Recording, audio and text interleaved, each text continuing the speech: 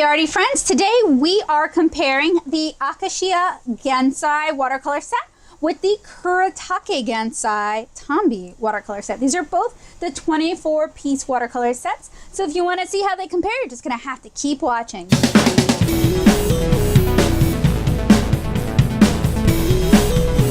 We are going to start this review off by talking cold hard turkey. We're talking money, and I have prices for both of these from two different sites. We are going to start with Amazon. You can get the Akashiya 24 color set, which I will reveal to you soon, for $25.61 with free shipping. You can get the Kuretake 24 color set on Amazon for $25.30 with Prime shipping. So you could get this in 2 days if you live in a Prime area. You can get this same set on jet pins for $28.50, but honestly, you can find this set almost anywhere. Blick carries it. I've seen it at Michael's. I've seen it at Paper and Ink Arts. You can definitely find this set. Jet Pins has this set for $32.50. So I don't know about you guys. I let my money do the talking because I am purchasing all the art supplies I review out of pocket for the most part. So I gotta go where the best price is. So always comparison shop, always shop around. Now, for the moment you've been waiting for, the unveiling.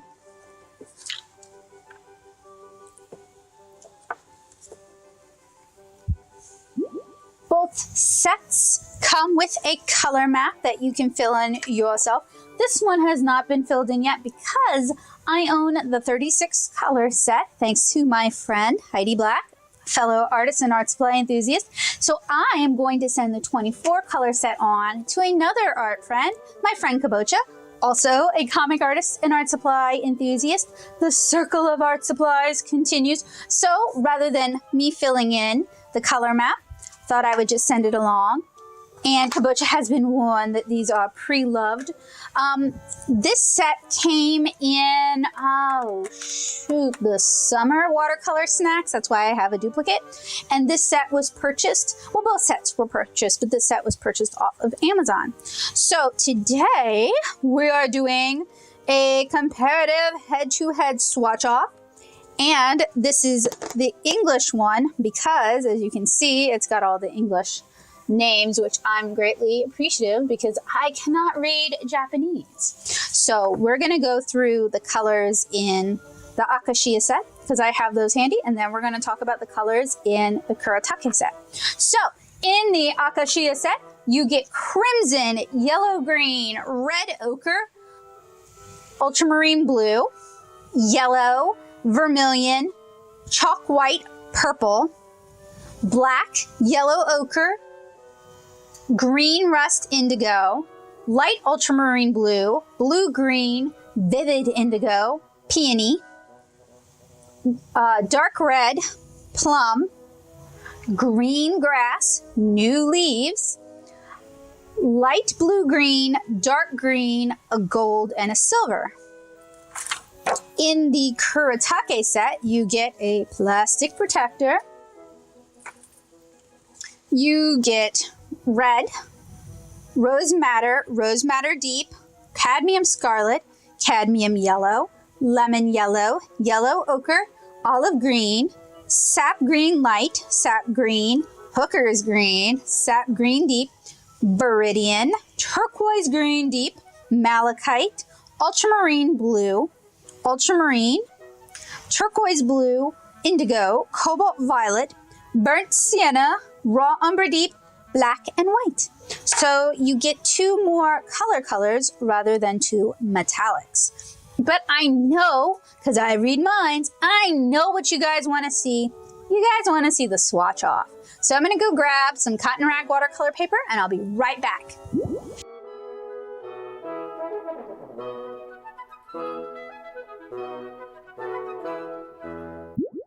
And I know what you're thinking, because I read minds. What is that crazy girl doing with those alcohol markers? Well, recently, I found a new favorite way to swatch. And See, alcohol markers do not cause a resist with your watercolors the way sometimes pigment can. They also dry instantly. There is no cure time for these. So rather than being like, and now we let it dry for 5 minutes, I can just start immediately. Also, I already did a comparative swatch off with the Akashiya set, and you guys can check that out. I compare it with, again, the Kuretake Gansai Tambi, but that is the 36 color set, and I compare it with some open stock Kisho watercolors that I have. And in that review, I used a Soni brush. In this review, I'm just going to use a plain old synthetic brush, because honestly, it took forever to clean all that junk out of my brush. Junk being the stuff we pay money for, watercolor. So I am going to swatch in silence. Actually, guys, I will swatch in silence. You guys will probably get to enjoy some music or something equally awesome. And then we're going to check back in and we're going to compare the two. So I'm going to start with the Akashiya, and then I'm going to do the Kuretake, and I'm not even going to try to match the colors up like I did in the other comparative review. I'm just going to do straight swatches. I'm going to try to do as many as I can on this beautiful, wonderful Blick Premier watercolor paper. It is cotton rag watercolor paper bound on a block so we don't have to deal with buckling or pooling. It's amazing.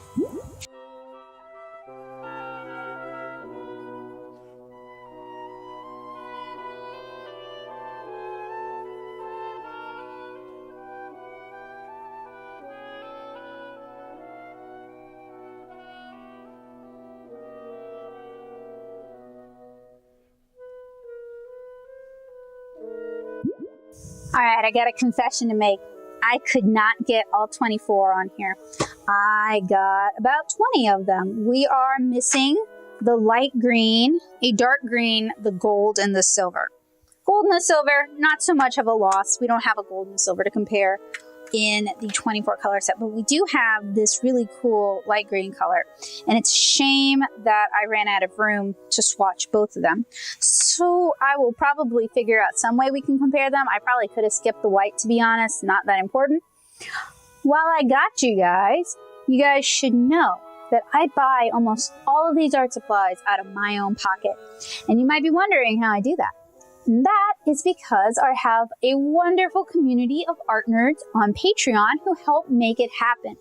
Their $1 to $2 to even $15 pledges go a long way to helping me get new art supplies to test and to review.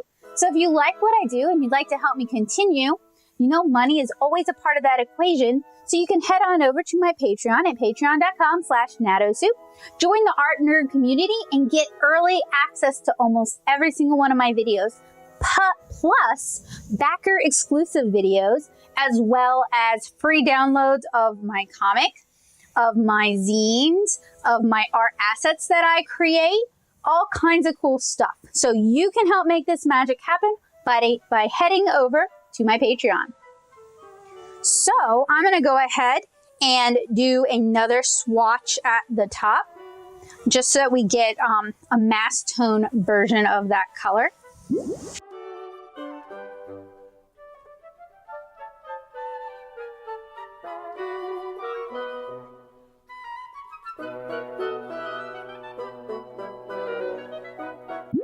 Now, I hope you guys noticed how much gunk, I say gunk, how much watercolor I picked up from these pans every time I rolled my brush around in the watercolory goodness. You're going to work your way through a lot of Gansai when you're tambying. You're going to, ugh, that was not good. You're going to work your way through a lot of the paints as you're using them. They're fairly inexpensive for watercolor paints. Either brand is fairly inexpensive for watercolor paints, and you do get a lot of paint. So you're probably not going to run out super soon, but I do want you guys to notice that because these are designed more for, say, origami, which is a different style of watercolor paint than it is designed for Western style watercolors. So you just kind of want to be aware of how much pigment and how much, I would say optical brighteners, but Gansai watercolors are designed to be more opaque, just how much mud you may accumulate as you're painting. All right, so next we're going to take a look at the 24-piece Kuretake Gansai Tambi set. Woo!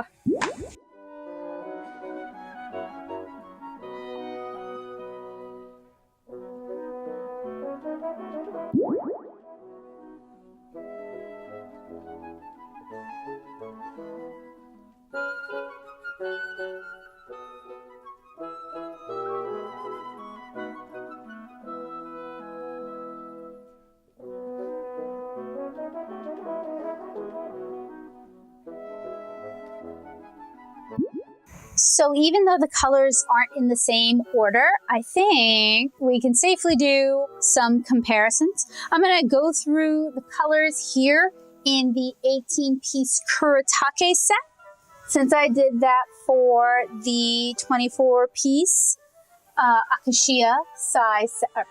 Just Akashiya, the 24-piece Akashiya set. So we've got red, rose madder deep, cadmium scarlet, cadmium yellow, lemon yellow, yellow ochre, olive green, sap green light, sap green, hooker's green, sap green deep, Vermillion, turquoise green deep, malachite, ultramarine pale, ultramarine, turquoise blue, indigo, cobalt violet, burnt sienna.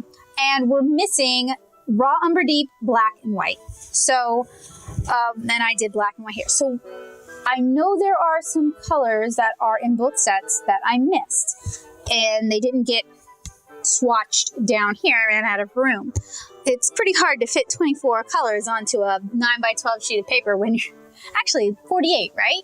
So what I'm going to do is I'm just going to do another little mini head-to-head challenge.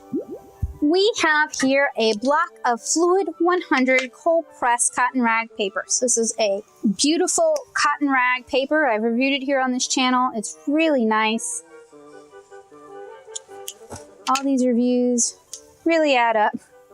I use a lot of nice paper. So we're going to do a little head-to-head for the colors that didn't really get fairly compared. I'm going to do Akashiya on the left and Kuretake on the right, and that has no bearing on my opinion on either brand. It's just, this is already on my left side, this is already on my right side. And we're going to start with the comparison colors we missed, which is the light green from Akashiya and the malachite green from Kuretake. And I don't expect them to be the same color, but these are both kind of traditional Japanese watercolor palettes, so I figure they're going to be pretty similar.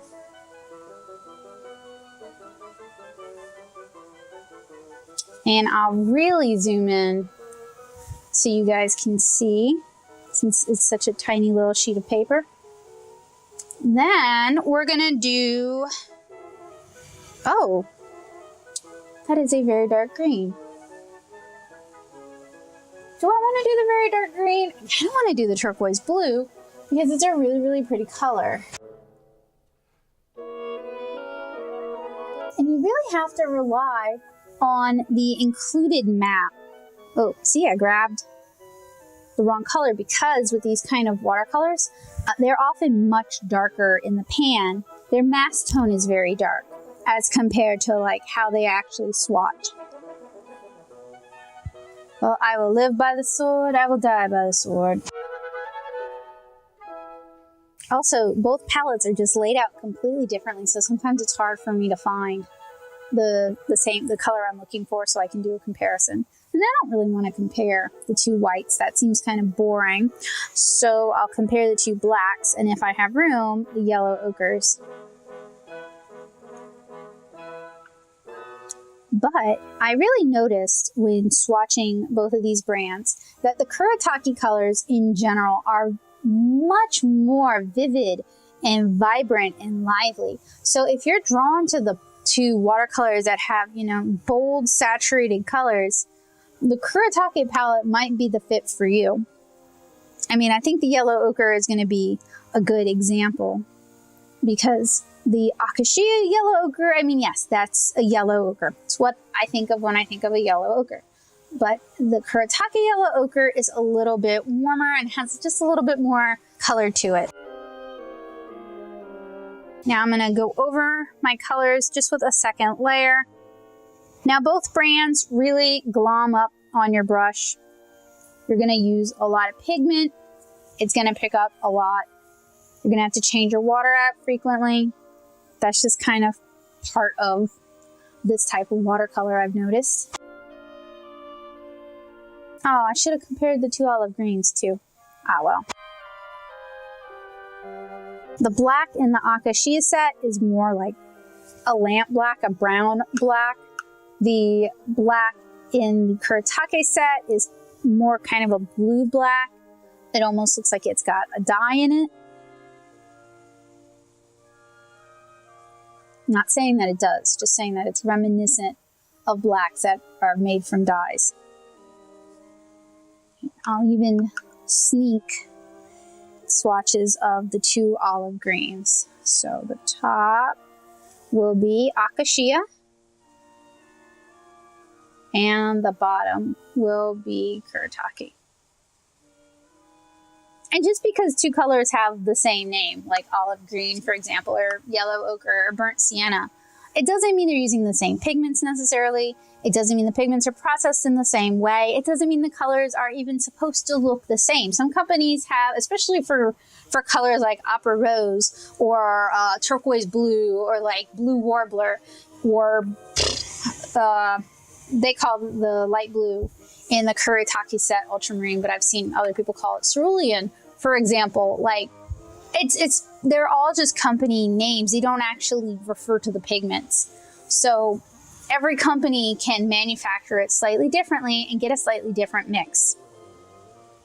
So just because two blues are turquoise blue, it doesn't mean they're even going to look anything the same. So long as they have the qualities of a turquoise blue, they're both turquoise blue. So our swatches are completed, labeled, and they have finished drying. Not necessarily in that order. So I have most of the swatches. I did not swatch yellow and, gold and silver in this video. I did swatch gold and silver though in the initial unboxing, as well as Kuretake's offerings. So you can see those by checking that video out. But I did somewhat comparative. I didn't try to line them up the way I did in the big three-way swatch. I just kind of lined them up in the orders they are in their sets, but I did label them. So there are some common colors between the two sets, which isn't surprising because, like I said, these are kind of going off of a traditional sort of Japanese watercolor palette. The Kuretake palette definitely has more really nice greens and blue greens, whereas the Akashiya set has more sort of blues and purples and red violets. The Kuretake set does not have a gold or a silver in the 24 color set, so they do have 2 more color slots that they could fill. Oh, I did not swatch the whites. Like I said, I did swatch the Akashiya white. I did not swatch the Kuretake white in this particular swatch off. I did, however, swatch it here, and they seem to perform fairly similarly. So, you know, nothing groundbreaking there. I think the blue-green here in the Akashiya set is a really, really pretty color, very similar to the turquoise blue in the Kuretake set. But otherwise, oh, and I think the turquoise green deep in the Kuretake set is really pretty, and it's not really matched by anything in the Akashiya set. So it's a little bit easier to find the Kuretake Gansai Tambi. They're about the same price. It's literally like a 25-cent difference. And I can go over those prices again for you guys one more time.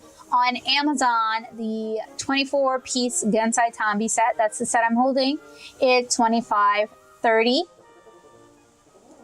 The Akashiya set on Amazon is $25.61. On JetPins, it is $32.50.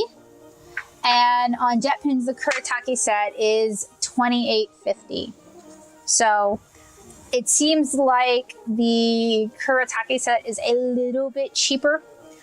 So it's really up to you and what you have available. But I think the Kuretake set's probably slightly better. Reading other people's reviews and from my own experiences, I like the color gamut in the Kuretake set a little bit better. And I know this is a really petty reason to like it better, but just straight out of the package, it's already organized the way I would organize, the way I chromatically organize my watercolors. So that does save me some time. Both sets do feature an area where you can swatch the colors along with the names. However, the Kuretake set also has an English version, so you can actually get the English names rather than using Google Translate or looking up the set that you're swatching. So thank you guys so much for watching. I hope this was helpful, useful, and informative for you guys. I hope you enjoyed this comparison. I hope it answered some of your questions, if you even had any, or I hope it was just plain interesting for you guys. If you enjoyed this video, consider subscribing. I've got loads of watercolor unboxing swatches. I will definitely at least do an origami field test with the Akashiya set. I'll probably also eventually do a Western style watercolor field test as well, just because I'm a completionist and I have this burning need to catch all the Pokemon, test all the art supplies. If you are looking for more watercolor tutorials, stick around, consider subscribing, and head on over to natosoup.blogspot.com and check out my Watercolor Basics series. I have loads of great tutorials designed to get you painting watercolor comics. And if you like comics, you should definitely check out my watercolor comic, 7-Inch Kara. It's a really cute story about friendship and family, and you can read it over at 7inchkara.com or 7inchkara.tumblr.com. So thank you guys so much for hanging out with me today. I hopefully will see you again really soon. Bye, guys.